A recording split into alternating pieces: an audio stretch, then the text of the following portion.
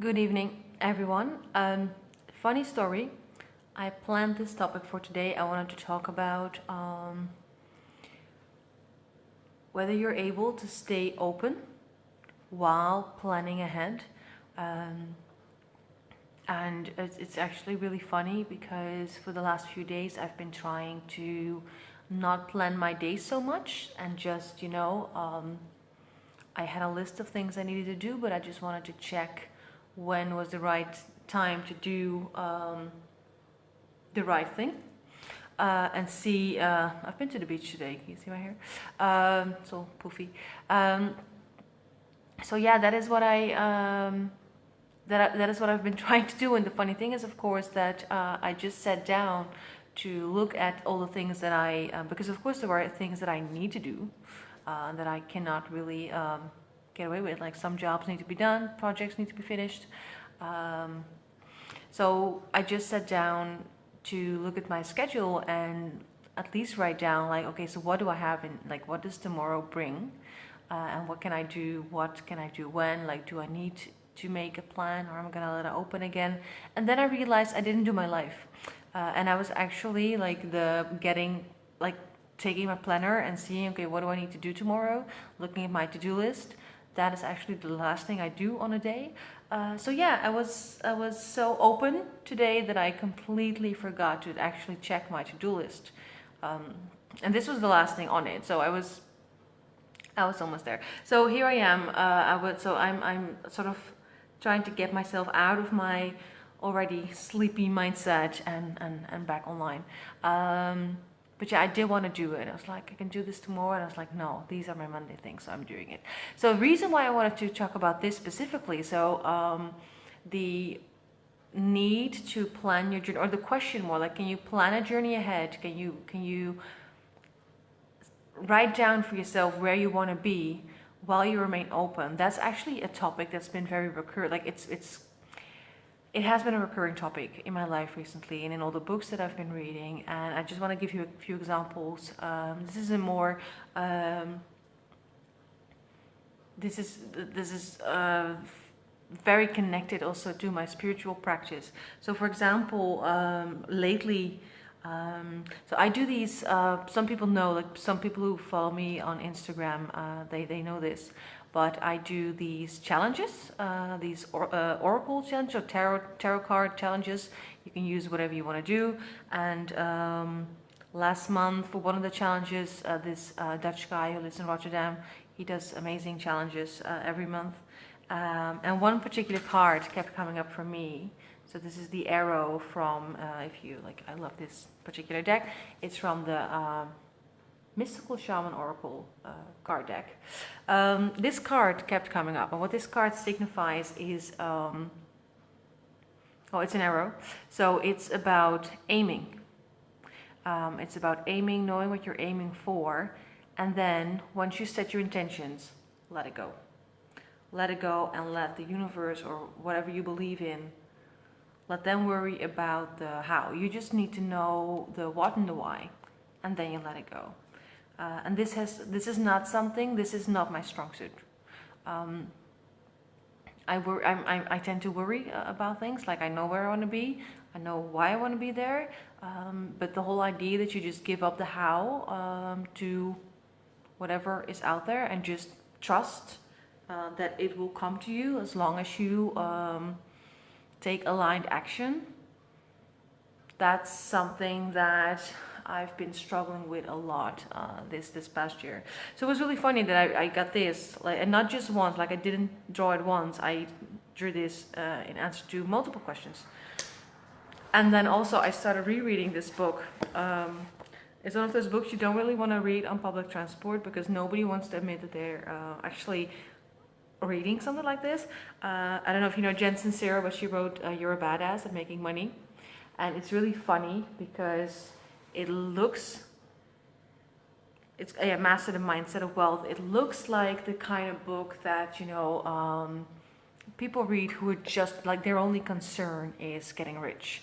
And this is actually a very spiritual book, which is absolutely hilarious. Because the title doesn't give that away at all, but it's actually very spiritual, and it's completely like what the arrow says, that it's very important to aim, set your intention, set ethical intentions as well, and then just let it go, surrender. Don't worry about the how, just worry about the what and the why. The how will come to you as you take aligned action. That's actually exactly what Jensen Zero talks about as well. She says, because she's very this book is very much about, well, first of all, explain shortly, when she says, when she talks about the rich, for her, rich, the definition is whatever you need to live the life that makes you the best version and the happiest version of yourself. So if you don't need a yacht to do that, then don't go for the yacht. It's not about becoming filthy rich. This is not what the book is about. It's just it's about stopping yourself or deblocking yourself from getting what you want and deserve in life. That's basically what the book is about.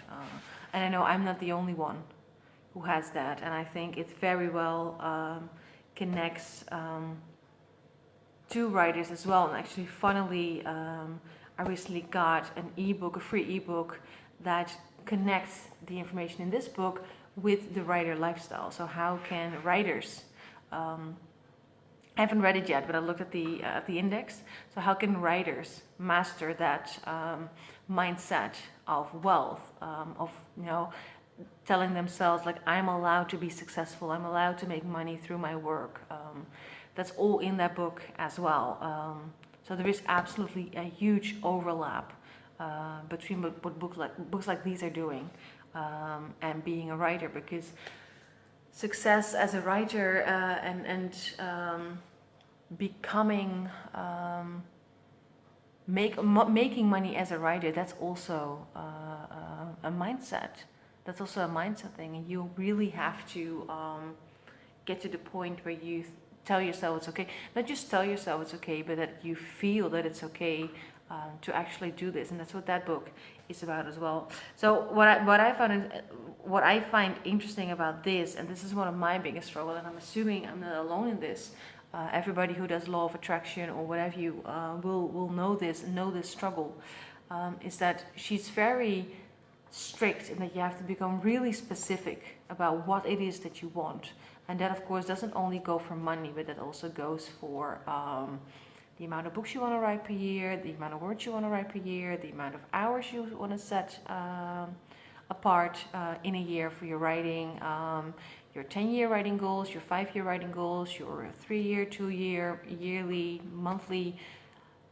Be as specific as you. So this is her advice. But then she also says, and this is the tricky part, you also have to be open-wide. You have to remain open-wide to what is coming your way. And what she means by this is that often when we become really specific about what we want, we often already think we know how to get there. So we think we know best. And what often happens is that because of that, we block other opportunities. So we don't see, because we're so focused on this is where I'm sure, this is where I want to be, that we actually forget to sometimes, look to the sides and see, okay, are there any signs that we're missing? Are there any opportunities? Is there maybe a very fruitful distraction?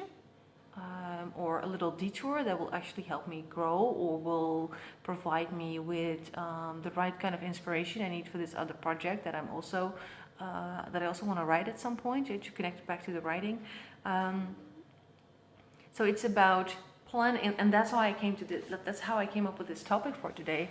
It's it's so important to, if you don't know where you're going, you are not going to get there.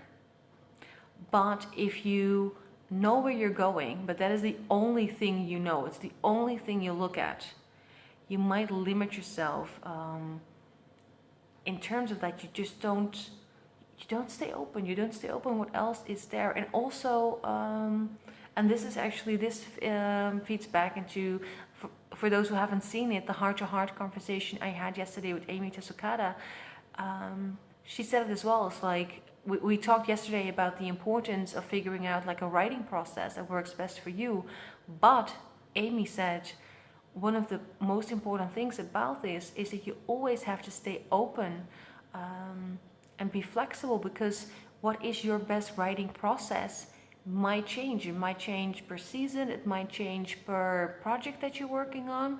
So even though you have to figure out a project that works for you, you have to remember that it's always the process that works best for you now. And that is the same, and that is what I mean with staying open in terms of like with planning, like goal planning, is that what I always do with my clients, like I ask them, okay, so what is your 10-year goal? What is your 5-year goal? What is your 3-year goal? What is your 2-year goal? What is your 1-year goal? What is your 3-month goal? And once they write that down, that is not set in stone. That's the whole point. Like after 3 months, I ask them, okay, so what is right now your 10-year goal, your 5-year goal, 3, 2, 1, and your 3-month goal? Like, how did that change? And that kind of change is not a bad thing. It's always important to know where you're going. Like I said, if you don't know where you're going, you're not going to get there. But we're also human beings living in a constantly changing world with changing levels of interest, inspiration, things that, like, sometimes things happen to us that will change the book we're writing, for example, or the book we want to write. We can just happen upon something and that just throws us off completely, because now we have this book that we want to write, and that is not always so. Like for some people, that's something that they have to be really careful about, especially if you're one of those people who have trouble finishing a project. Like you get like, ooh, shiny, a new project. No, be really considerate and mindful of whether you actually need to do that project. But when you're on the path, you have to keep reflecting on whether the path is still serving you, whether your goals are still serving you, and whether it's time to rewrite those goals a little bit. And that's another thing that I talked about with Amy yesterday. So really, if you haven't seen the video, just look it up. I'll put the link to the YouTube video in the description here.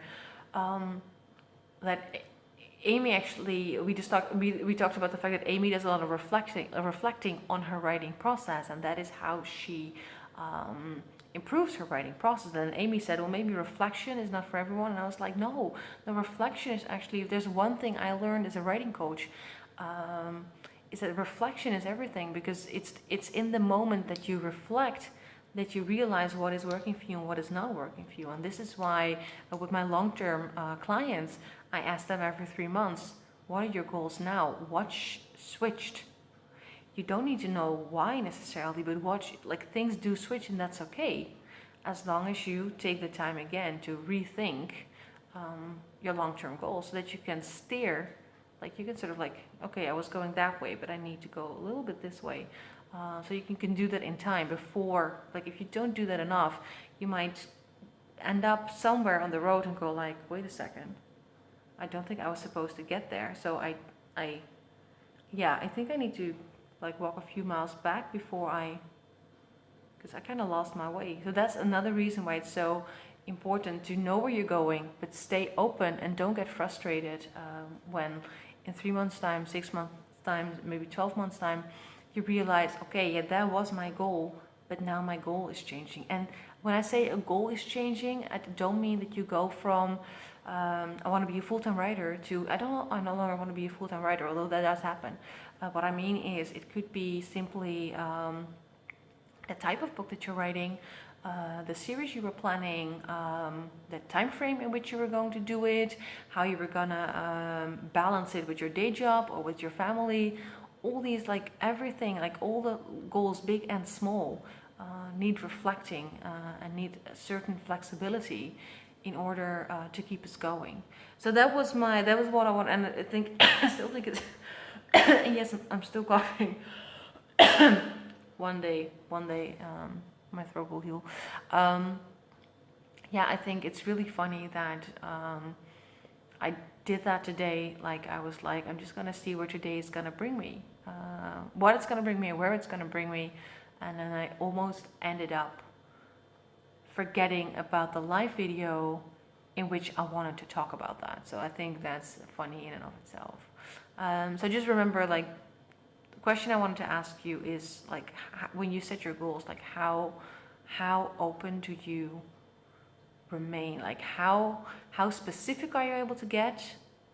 And like the moment you have those specifics down, can you step back and let it unfold? Can you do that?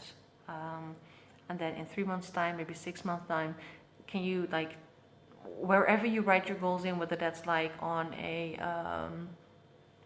maybe you have a word file for that, maybe you have a specific notebook, maybe you use your planner, can you take that, sit with it, and look, okay, is this still does this still work for me, or do I need to shift gears, directions, what have you? Can you do that? Okay, so this is it for me for tonight. I'm going to bed. Thank you for watching, and I'll see you next week